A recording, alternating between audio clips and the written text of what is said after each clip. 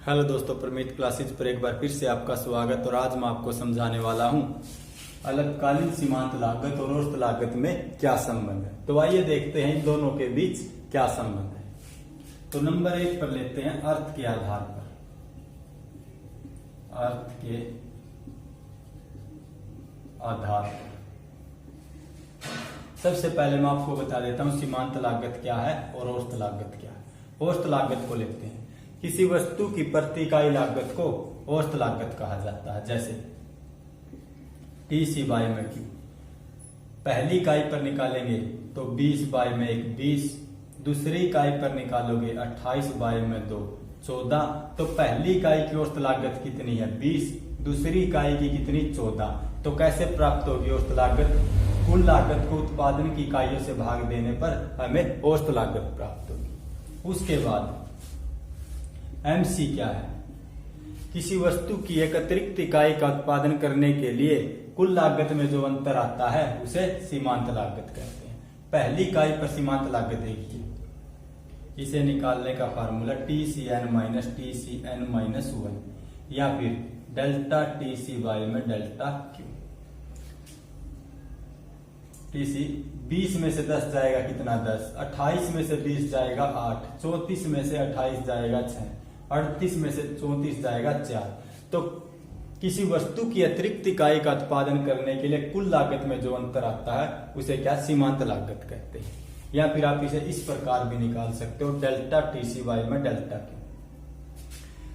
कुल लागत में परिवर्तन कितना, 20 में से 10 जाएगा 10, और उत्पादन में परिवर्तन 1 में से 0 को माइनस करेंगे 1, तो कितना 10। तो सीमांत लागत क्या है? पहली इकाई पर 10। तो यहां पर हमें किस बात का पता चला कि अर्थ के आधार पर इस बात का पता चला कि औसत लागत और सीमांत लागत दोनों का अनुमान या दोनों को कुल लागत के द्वारा ज्ञात किया जाता है। तो औसत लागत और सीमांत लागत को किसके द्वारा ज्ञात किया जाता है? कुल लागत के द्वारा। उसके बाद नंबर 2 पर, जब AC घटता है तो MC भी घटता है। तो यहां पर देखिए, पहले ये क्या है? उत्पादन की इकाइयां 1 से लेकर 8 तक। कुल लागत TC क्या? कुल लागत 10, 20, 28, 34, 38, 42, 48, 56, 72।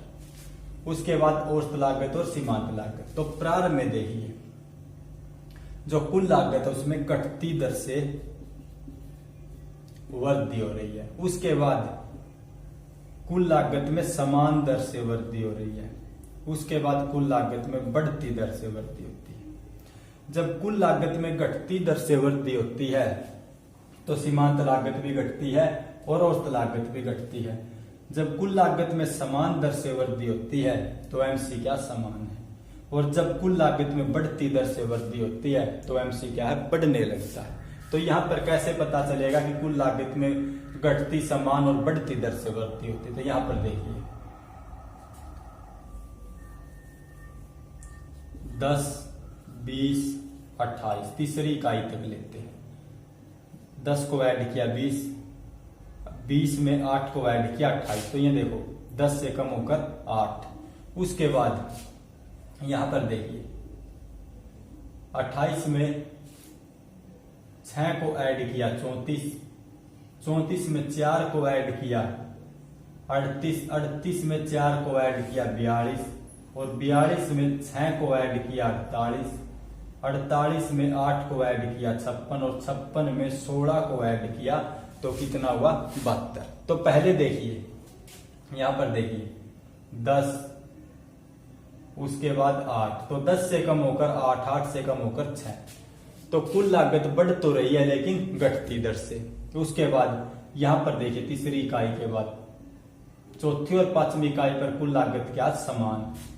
उसके बाद चौथी और पांचवी इकाई पर कुल लागत क्या? समान दर से बढ़ रही है। उसके बाद छठी, सातवीं, 8वीं इकाई पर कुल लागत बढ़ती दर से बढ़ रही है। देखिए 6 से बढ़कर 8, 8 से बढ़कर 16, तो इधर देखिए 48, 56, 72, तो क्या है बढ़ती दर से बढ़ रही कुल लागत। तो यहां पर अब देखिए यह थी तालिका। अब डायग्राम में देखिए ओ एक्स अक्ष पर उत्पादन की मात्रा, ओ वाई अक्ष पर औसत लागत और सीमांत लागत, एमसी सीमांत लागत वक्र, एसी औसत लागत वक्र। तो ये देखिए जब औसत लागत घटती है तो सीमांत लागत भी घटती है, लेकिन सीमांत लागत औसत लागत की तुलना में अधिक तेजी से घटती है। इसलिए जो सीमांत लागत है औसत लागत के नीचे, ये क्या सीमांत लागत इसके नीचे है। जैसे सीमांत लागत क्या है 20 और औसत लागत 20 है और सीमांत लागत क्या है 10, तो जिसके कारण क्या है सीमांत लागत औसत लागत के नीचे होती है। कहने का अभिप्राय क्या है, जो सीमांत लागत है औसत लागत की तुलना में अधिक तेजी से घटती है, जिसके कारण यह क्या है औसत लागत के नीचे होती है। उसके बाद नंबर 3 पर जब एसी बढ़ता है तो एमसी भी बढ़ता है। तो अभी यहां पर देखिए एसी यहां पर क्या 8, 8 पर समान है न्यूनतम, उसके बाद 8 से बढ़कर 9, तो 7वीं इकाई तक समान, उसके बाद क्या है बढ़ने लगता है। तो जब एसी बढ़ता है तो एमसी भी बढ़ता है। ये देखिए 6, 8, 16, तो यहां पर क्या है जब औसत लागत बढ़ती है तो सीमांत लागत भी बढ़ती है, लेकिन सीमांत लागत औसत लागत की तुलना में अधिक तेजी से बढ़ती है। देखिए यहाँ पर ये क्या 8 से बढ़कर 9, ये 8 से बढ़कर 16, तो ये क्या दुगनी वृद्धि होगी यहाँ पर, ये क्या इससे ज्यादा तेजी से बढ़ रहा है। तो औसत लागत की तुलना में सीमांत लागत क्या है अधिक तेजी से बढ़ती है। उसके बाद नंबर 4 पर न्यूनतम बिंदु के आधार पर, न्यूनतम बिंदु के आधार पर भी इन दोनों में संबंध है। तो आइए देखते हैं। ये देखिए मैंने यहां पर बिंदु के हिसाब से, यानी कि पहली इकाई पर एमसी कितना 10, दूसरी पर 8, तीसरी पर 6, चौथी पर 4, पांचवी पर भी 4, इस प्रकार से मैंने बिंदु लगा लगाकर एमसी वक्र को बनाया। उसके बाद एसी वक्र, पहली इकाई पर 20, दूसरी पर 14, इसी प्रकार से मैंने एसी वक्र को बनाया। तो एमसी वक्र एसी वक्र, क्योंकि ये क्या हमारा एसी वक्र औसत लागत, तो औसत लागत का न्यूनतम बिंदु कहां पर है 7वीं इकाई पर, तो ये रहा इसका न्यूनतम बिंदु। औसत लागत के न्यूनतम बिंदु को सीमांत लागत वक्र कहां पर काट रहा 7वीं इकाई पर, या फिर इस बिंदु का नाम रख लेते हैं हम ए। तो सीमांत लागत वक्र औसत लागत वक्र को औसत लागत के न्यूनतम बिंदु ए पर काट रहा है। कौन काट रहा सीमांत लागत, किसको औसत लागत के न्यूनतम बिंदु को। उसके बाद यहां पर देखिए 5वीं इकाई पर, चौथी 5वीं इकाई पर क्या है सीमांत लागत न्यूनतम है, तो सीमांत लागत यहां पर देखिए सीमांत लागत का न्यूनतम बिंदु कहां पर है 5वीं इकाई पर। यहां पर मैं नाम लिख लेता हूं इसका बी। तो बी बिंदु किसका न्यूनतम बिंदु है सीमांत लागत का।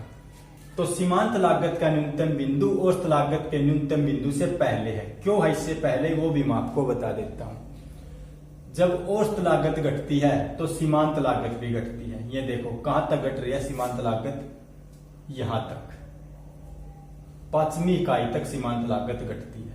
उसके बाद सीमांत लागत क्या बढ़ने लगती है।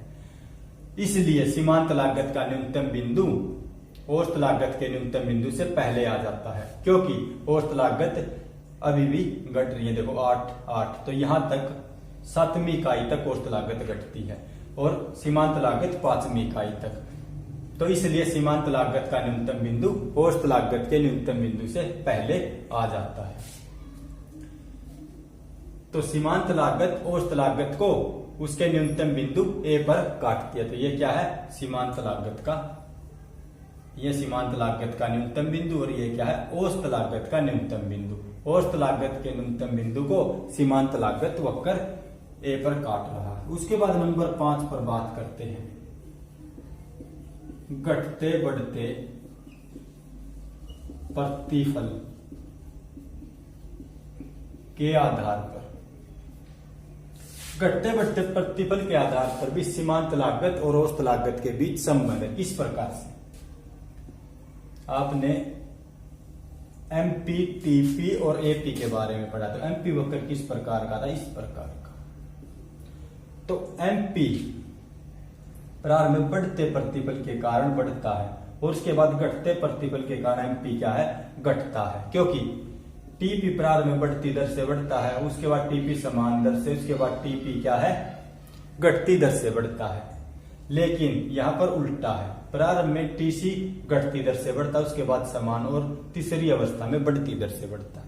तो टीपी और टीसी के बीच क्या है? विपरीत संबंध। तो एमपी और एमसी के बीच भी क्या है? विपरीत संबंध।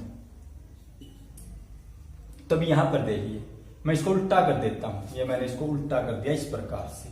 तो बढ़ते प्रतिफल के कारण यहां पर देखिए एमसी क्या है? घट रही है, उसके बाद घटते प्रतिफल के कारण क्या है? एमसी बढ़ रही है। तो यहां पर देखिए बढ़ते प्रतिफल के कारण औसत लागत भी घटती है और सीमांत लागत भी घटती है। उसके बाद यहां पर घटते प्रतिफल के कारण ये देखिए सीमांत लागत भी बढ़ती है और औसत लागत भी बढ़ती है। तो घटते बढ़ते प्रतिफल के आधार पर क्या है? इन दोनों के बीच संबंध है, क्योंकि बढ़ते प्रतिफल के कारण सीमांत लागत औसत लागत दोनों क्या है? घटती है, और घटते प्रतिफल के कारण सीमांत लागत औसत लागत दोनों क्या है? बढ़ती है। उसके बाद नंबर 6 पर आकार के आधार पर भी इन दोनों में संबंध है।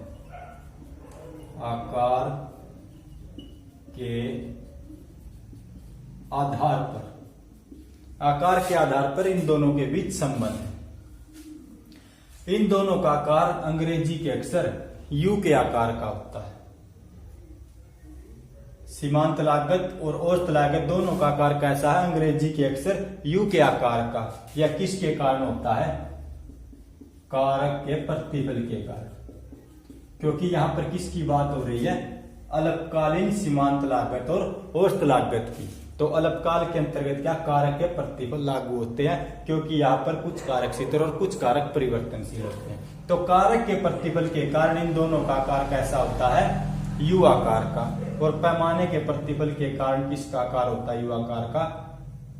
दीर्घकालीन एसी और एमसी का। लेकिन यहां पर हम अल्पकालीन एसी और एमसी पढ़ रहे हैं। उसके बाद नंबर 7 पर